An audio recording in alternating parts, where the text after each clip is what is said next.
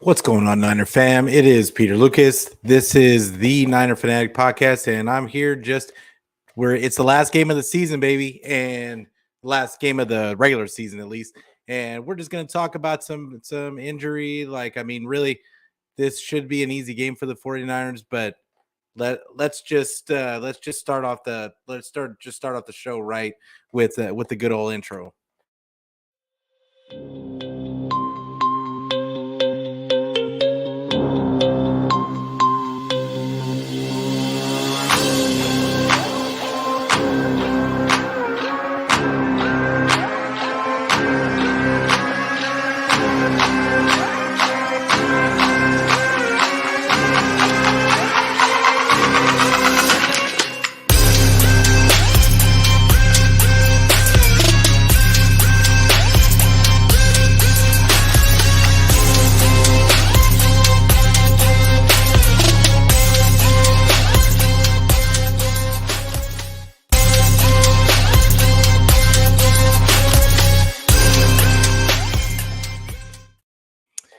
What's up, everybody? Appreciate you guys coming through on this last regular season game of the season. Once again, it's Peter Lucas. This is the Niner Fanatic Podcast. And just remember to hit that like button. Remember to subscribe to the channel. Remember to tell your friends to tell their friends, and then we can be friends every week. And really, let's get down to it. Oh, and don't forget to hit the bell so you get the notifications when we go live. But I want to start out.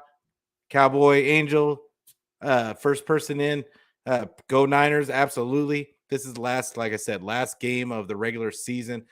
Um, Super stoked because it just means we're about to get into playoff football, and honestly, best time of the year. The best time of the year, my favorite time of the year, and especially when the Niners are playing. So, which is under the Shanahan regime has been off and on, but we're here. I think this season specifically is one of the best seasons under Shanahan for us to be able to endure the injuries that we had early on, and to be now on our third string quarterback, and to actually be looking better than we've probably ever looked under Shanny. It's a testament to the coaching staff. It's a testament to the players and the depth of this team. A testament to John Lynch for putting this team together. And this is the most confident I feel like I've been as a 49 like under this regime. So, but let's start out Cowboy says that Debo's back. Absolutely, he's back, and like now it's just another weapon. Honestly, since Purdy's been in, it's looked like we already had who would have thought that Debo wasn't playing the way that the 49ers have just been, the offense has just been humming along like no problem, even without Debo. And last year, if Debo had gone down when he did this season, we probably would not have gone to the playoffs. That's the reality. He was the offense last season. But this season, man, Ayuka stepped up. We have CMC now, and who has he's been tremendous, doing a little bit of everything. I would say he can be really good in the run game, there's been some like here and that wishy-washiness here and there as far as the run game goes, but this isn't as much of a running team as it used to be. Now we're almost just trying to get the ball to our weapons on the outside and in the middle of the field, just in positions for them to make yards after the catch. So which is really what this offense is really all about. So I'm supremely excited about going into the playoffs, especially as long as the 49ers take care of business today, get this dub, and let's go into the playoffs with momentum. And I want to see him put it on him, because there's a few people. I want to start by going over the injuries a little bit. I'm going to start it off with the injuries. And Arizona, as much as we call them a dumpster fire, and They are, and we don't really have a lot of faith in their coach. Don't really have a lot of faith in their quarterback. I know I don't. And but with that being said, they're still finding ways to score points. Like their offense isn't too far off after all is said and done at the end of the season as the 49ers. I mean, they average about 20 yards less a carry on, or I mean not a carry, 20 yards less in the running game a game, but for the most part, I mean, it's pretty similar. Like and I think it's pretty much like that across the board in the NFL, but realistically speaking, if you would have told me Kyler Murray would have gone down as far long ago as he did, and they'd still be within shooting distance of the 49er offense, I would have told you were crazy. But here we are. I mean, they've been scoring. They've been scoring. I mean, granted, they've lost the last five that I'm looking at, but they've been scoring over 20 a game in their last three. Like so, or no, they haven't. I'm lying. I'm lying. Like they scored 24 in the last game, but they haven't been. The scoring hasn't really been there, but they've been putting up yards, and I think that it's really it any team on any given Sunday can be got. We saw it last week with the going against the Raiders, the 49ers. I don't know if they overlooked Stidham, whatever the case was, but they made him look like he was a viable quarterback. And then KC came back the next this week and just showed everybody what Stidham actually was. So it's I think it just once you have tape out there, I think it makes a big difference. But I think that people are going to look at that at what KC did to the Raiders yesterday and try to say that, oh well, that just goes to show you that the 49ers defense isn't for real. Okay, well, we didn't have the tape that the KC had going into that game. They know the Raiders, so it's just a different. There's a little bit of there's a little, not that we should be using excuses for the 49ers, but I still think it's a little different, and it's a whole different story when you actually have tape on somebody. So it is what it is. The KC was playing around. I think we all saw the little ring around the rosy thing play that they did, and then ended up with a touchdown off of it. It was really kind of, it was a little bit too much for me. But with that being said, let's get into these injuries. And the Cardinals are missing so many people. The reason why I started off with the Cardinals was because we look at them as being a dumpster fire, but I mean, they've got a ton of injuries. They almost look like they're almost at our 2020 level. And I mean, they're missing Zaven Collins, Marco Wilt. They're all their corners, and they got some defensive linemen out.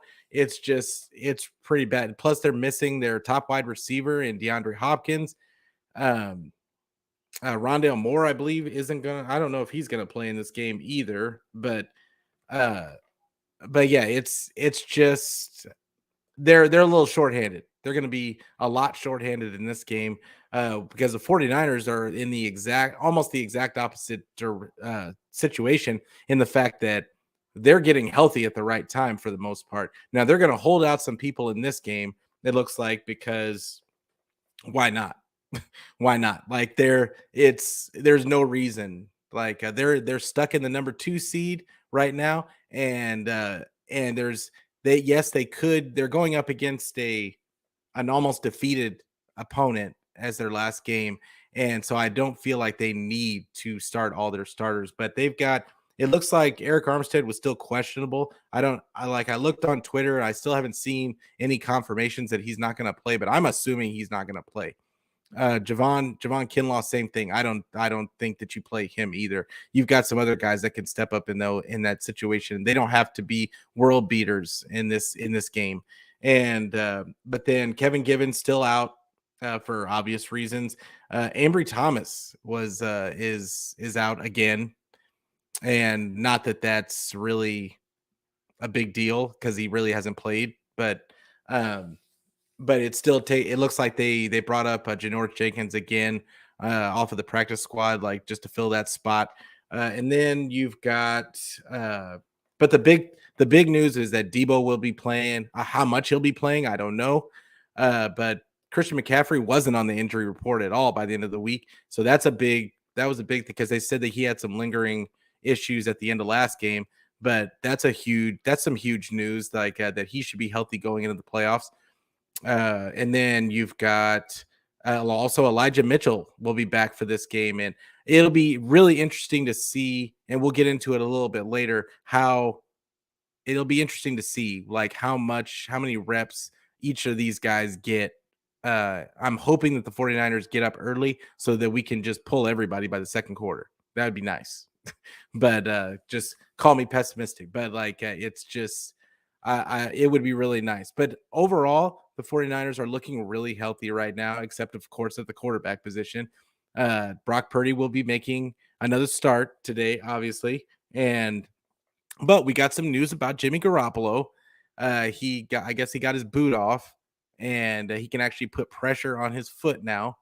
And they're holding out hope that he could return to at least to the active roster sometime during the playoffs. So as long as the 49ers keep winning, there's an opportunity for him to, I don't think, make a comeback as the starter, but at least he'll be there in case anything happens to Purdy, which is huge. Because any other team, if they lost their starting quarterback in the playoffs, it'd be a wrap. Like, I mean, let's just be real. It would be a wrap. So to have him at least be available come playoff time would be huge. That would be huge because I think everybody can agree as polarizing a figure as Jimmy is, it's still better than than the other guy, Josh, and I can't even remember his last name right now. But the point is currently the current backup for Purdy is not on Jimmy's level. So let's just be happy that Jimmy should be able to back Purdy up. I would be highly shocked if they took Purdy out for Jimmy, but who knows? It is Shanny, so who knows? But I don't even want to get you guys afraid of that scenario because I don't think it's going to happen. And but let's get on to some of these comments. Whew. Man, I just went over the injury report for a minute and like I come back. But Tisha says, do you think Jordan Mason will play more than 8 snaps? I absolutely I think so in this game. I would be surprised if he didn't, but I might not be surprised because I don't care what the scenario was. It's like Shanny just does not like having him on the field unless he absolutely has to. So don't be shocked. But I would love to see it. I would love to see it, and because that means that if that happens, that means CMC is getting rest. If that happens, then that means Elijah Mitchell's getting rest.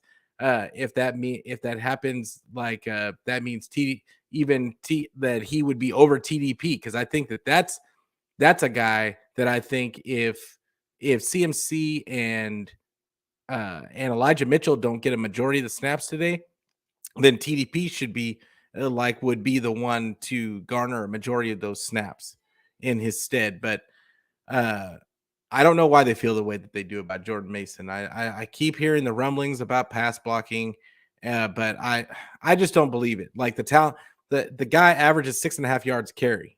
So I mean, I don't care. Put him in there. It doesn't even matter if the team knows that he's going to run the ball. He's still averaging 6.5 yards a carry. So yeah, I would put him in there, but it's not me running the team. So, but I appreciate the question and appreciate you coming in, Tisha. East Coast Red and Gold podcast says, "Go Niners, get this dub." Absolutely, absolutely, get this dub. It's all about just taking care of business and finishing strong. The Giants said they're going to sit a lot of their players after they said they were going to play their starters. I think they rethought it and decided, well, that's probably not the best of ideas. So now they're going to sit a lot of players. There's absolutely not a good chance that the Eagles lose this game, but it's the NFL. Anything can happen. If the Eagles lose this game, then we could take that first round that first round bye, I would love it. I would love it. But yeah, I just want to see us get the dub. Just take care of business, do what we got to do, get our players out of there as soon as possible, just to keep every. Oh, that was another one about another one of the injuries I did not mention. Dre Greenlaw will not be playing this game. If you hadn't seen it earlier this week, he's not he's probably he's going to be. I think they said he's going to be fine for the playoffs, but I think they wanted to give him an extra week. And honestly, they have so many pieces at the linebacker spot. Alshire is a really good piece, and he's not as good as Dre Greenlaw has been this season, but he's a really solid guy, and and I think he's a really good player. And they also have Oren Burks that impresses every time he gets on the field. So I don't think it's in this situation it's going to be as big of a deal. But Jesus says, Niner gang, appreciate you coming in, Jesus.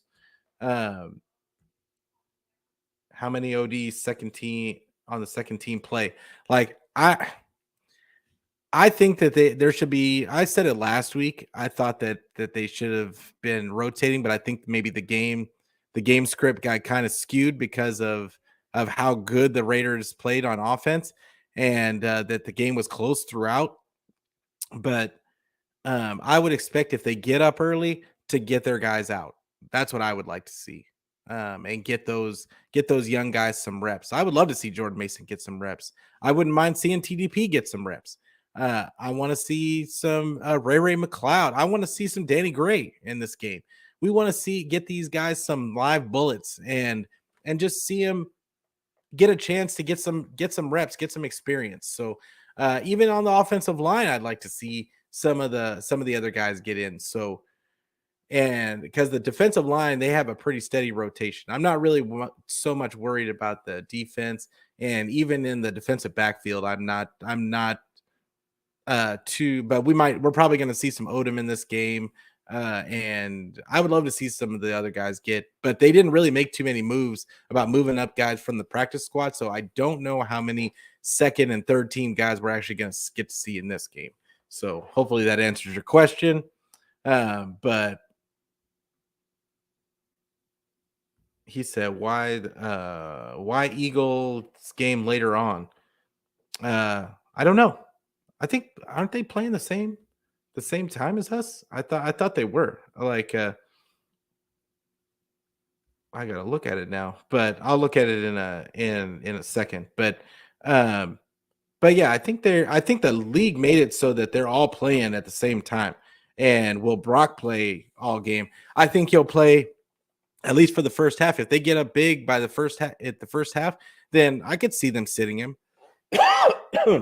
But at the same time, I could see them sitting him, but for continuity's sake, I wouldn't be surprised. I wouldn't be surprised if he plays the whole game if it's not a blowout by halftime. But that's the thing, is we have to get to the blowout. And I would say that's the one thing about this 49er team, that it hasn't been the first half that they've been pulling away from teams. It's really the second half. So hopefully everybody just stays healthy. Can we just say that? Hopefully everybody just stays healthy and that we get through this game unscathed, no major injuries. I think that it's going to dictate the way Kyle calls the game, all that kind of stuff. But Kyle historically hasn't really been in this position that often. He hasn't. I don't know if he's ever been in this position to where he could just sit guy. He has an opportunity to really just kind of sit guys. So that we're in kind of uncharted territory. And with the way that he thinks of the game, I think that this is even a learning process. I think there's a lot of firsts this season, and I think that's why I think that somebody said it on one of the podcasts, and I wished I remembered where I heard it so that I could give them credit. But I think that this has been the best coaching job that Kyle has done. Early on in the season, it was a struggle. Like, he had so many pieces, and I feel like he struggled getting the mix right and getting how he wanted to call games. And then the quarterbacks, he couldn't get a steady quarterback play. Like as far as Jimmy came in, did great.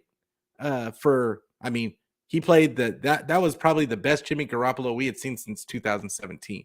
So I know everybody's going to say, "Oh, 2019 we made the Super Bowl," but as far as Jimmy Garoppolo's play, I would say that this was the best that I had seen him play, like over a long stretch. So it's with all those moving pieces and the injuries that we had early on.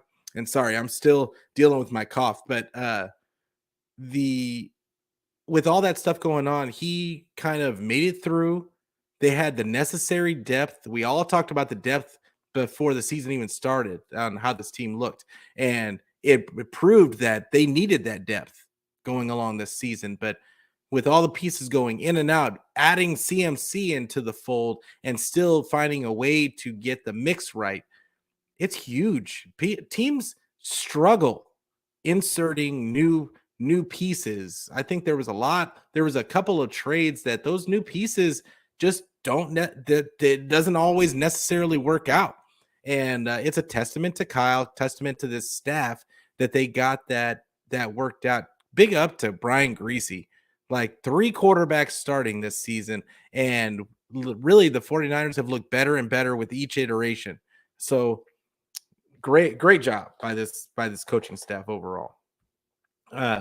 East Coast Bren Gold says Kyle said yesterday he's a ways away still. He's putting light pressure on. Yeah, that's what I'm saying. He's probably, I don't expect to see him unless we get late in the playoffs and Brock Purdy goes down. Like, so I don't think that we're gonna see I don't think we're gonna see Jimmy. That's my personal opinion on it. I think that it would be kind of stupid to put him in when Brock is doing so well. And I know people are nitpicking a little bit on Brock's play last week against the Raiders, but the man got 37. He had 37 points in the game. Like, so, I mean, really, how much did he actually struggle?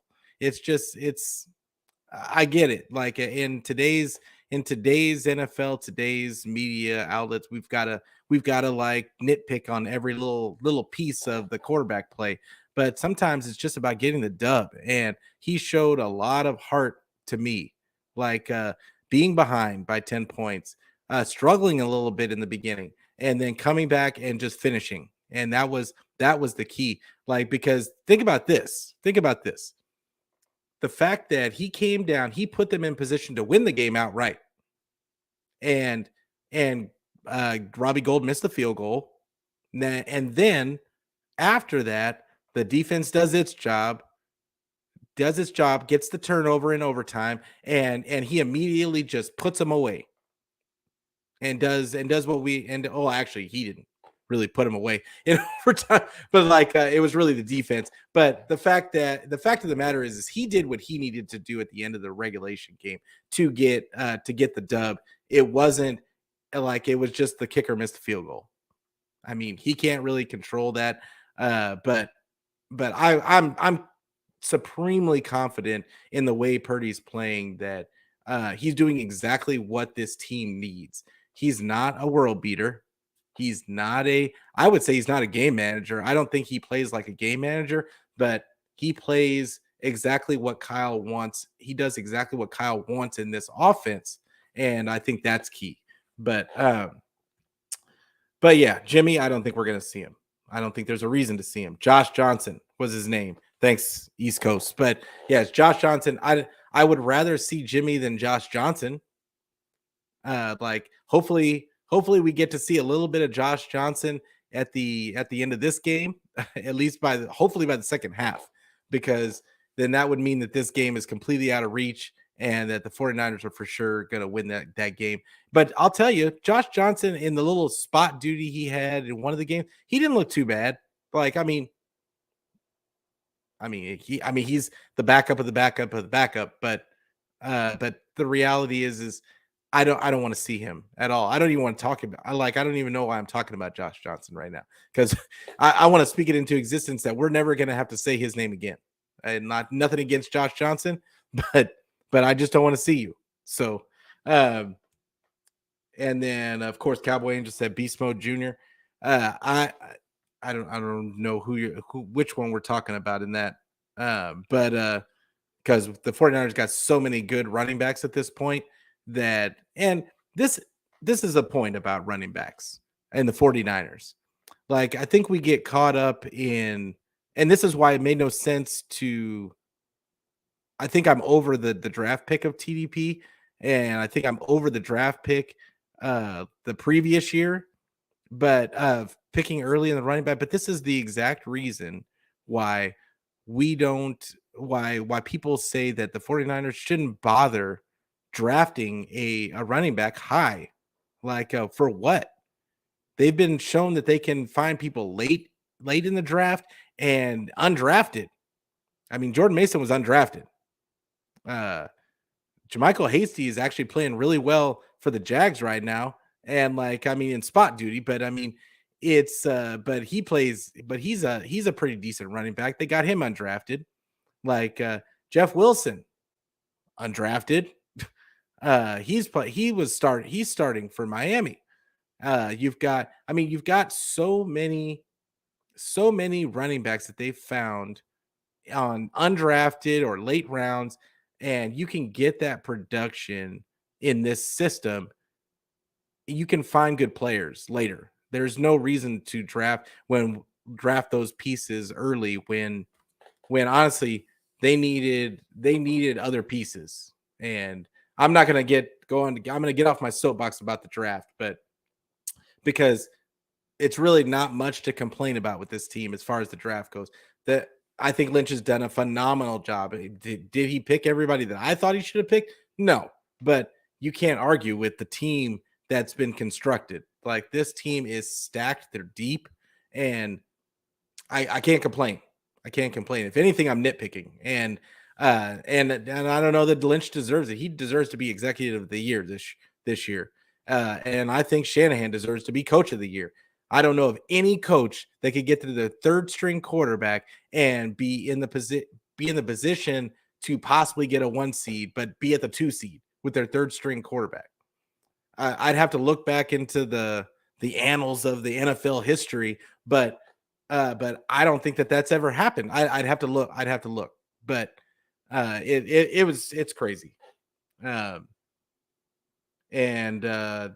Just Jesus said, want to see Davis Price. I kind of want to see him too. Because I would like to know that they got something for that pick. But, and then of course, you got Flanagan Foles. Cowboy Angel brings up Burks and Flanagan Foles. Absolutely. They're stacked at the linebacker spot. And East Coast says 100. It's just the running back position. The 49ers, you've seen it. Like, even for CMC, they open these huge holes. And I think that the offensive line is I constantly bring them up because really football, NFL, and it doesn't matter what level of football is about the trenches. Your team quite frequently will go as the guys in your trenches go. If you have a good offensive line, odds are you're probably going to have a good offense. If you have a good defensive line, odds are you're probably going to have a good defense because the one side gets pressure, the other one keeps the pressure away and opens up holes in the running game. So it's so impaired. Like, I think that the 49ers views on the trenches has always been the right one. And that's what I always liked. The first thing that Lynch said when he came in was that he was going to build from the inside out. I've always agreed with that strategy. And I love that they've done that. And they've succeeded. Honestly, this offensive line looks better than any of us thought that it would. So it's going to be I think it's going to be a really interesting playoffs because people are discounting the 49ers even now because they're saying we didn't play anybody. Okay. I would counter that with the fact that a lot of the teams that the 49ers blew out were taking better teams, were the supposedly really good teams that everybody had been that had either beat them or that or they had taken those teams to much closer games than they took the 49ers. 49ers were blowing guys out towards the down the stretch. And I mean, with of course without the Raiders withstanding, and um and I think the Seahawks, but that's a division game that doesn't, and in my eyes that doesn't even count. Like but but yeah, they showed against Miami. They showed against the Commanders. Commanders have a really good defense, and they got smoked in the second half with our third string quarterback. So it's really, to me, that's such a non-argument. It's such a lazy take to sit there and say that they didn't play anybody. I mean, the Eagles didn't play nobody. The Cowboys, who did the Cowboys play? Who did the Cowboys beat? Like, I mean, all of the top teams. I mean, Minnesota, I guess you could say beat some. I'm trying to remember who they beat, but I mean, I guess you could say they beat one team, but they've been called fraudulent all season long. So I'm not quite sure as to why people think that that is going to be a thing in this playoffs. They've been discounting the NFC. NFL fans have been discounting the NFC all season long. Everybody thinks that the AFC has all the best teams, and that it's going to be that's going to be it's going to be the person that comes out of the AFC. But I'm here to tell you, this 49er team is no joke. If they had gone up against some of those other teams, I think that they may not have blown them out like they've blown out some of these other teams, but it would, I think that they would have beat them. I don't think that there's a team in this league that the 49ers can't beat on any given Sunday. So it's going to be really, really a great playoff. But back to this game today. And we talked a lot. We talked a lot about who the 49ers are going to sit, who's out, who's not going to play, who they want to rest, who they want to get some playing time. Now, but they still have to win the game. And that's going to be the key. They still have to win this game because they can't lose. They don't want to lose their second seed. So like they've got to just concentrate on winning this game. And it's going to be, I'm just interested to see how it all plays out. I think that the 49ers will win this game.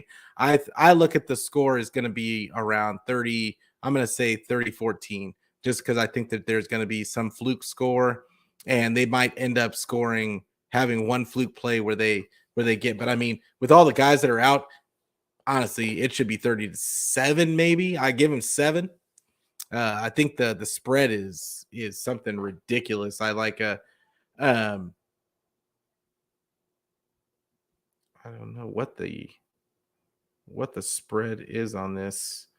Oh, I don't have it in front of me. But yeah, it's going to be, I think that this is going to be kind of a anticlimactic game. It may not be fun to watch. It may not be fun to watch, but I want everybody to tune in today and watch this last game of the regular season. Get your minds right for the playoffs.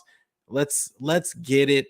Let's support our team. It doesn't matter who you wanted to be the quarterback.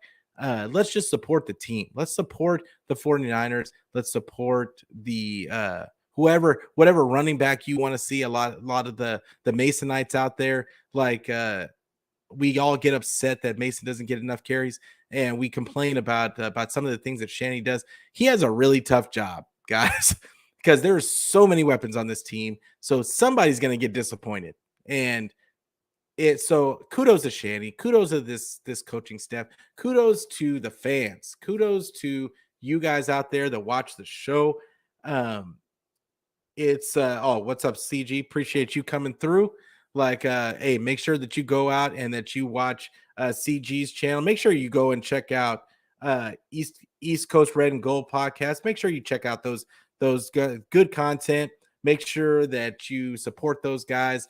Like, we put a lot of our energy and time into covering this team, and I would say that the 49ers have the best set of content creators in the NFL, undoubtedly, in my opinion.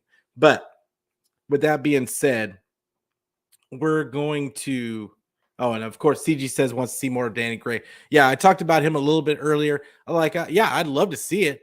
I'd love to see it. I think it all just depends on how the game plays out, and if they can get up fast enough, if they can get up on these guys fast enough, that's absolutely a possibility. Like, it should be at least. But we'll see. We'll see. Like, like I said, I would love to see it. But the 49ers have a propensity to play down to their competition. And I'm supremely confident in this team and that they're going to get this win today. Like, the question is by how much and how quickly we can get the starters out so that they can get some rest. They can get their mind right for the playoffs. That's the key. But I'm about to get out of here. And CG is going to be streaming the game. So if you want to watch him give his takes during the game, make sure you tune into his channel. I'm sure he'd appreciate that. Make sure you subscribe to the channel. But hey, I'm about to get out of here. I'm gonna be doing another show, my reaction show after the game, probably around 6 p.m. Pacific time. So make sure you guys come back for that. Tune into that.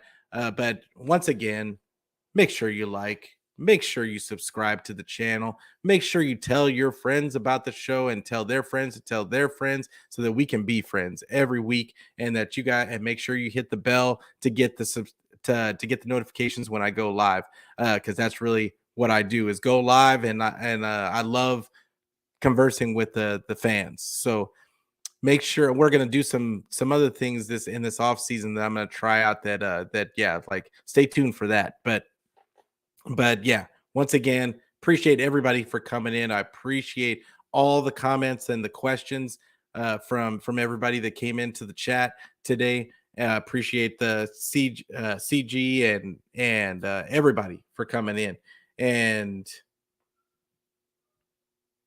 But with that being said, let's get this dub today. Let the 49er, let's just close it out strong. Like I said before, let's get this dub. Let's put points up early so that we can sit our guys, and let's make this the most boring to watch game ever. But with that being said, I'm always going to leave it off with go Niners.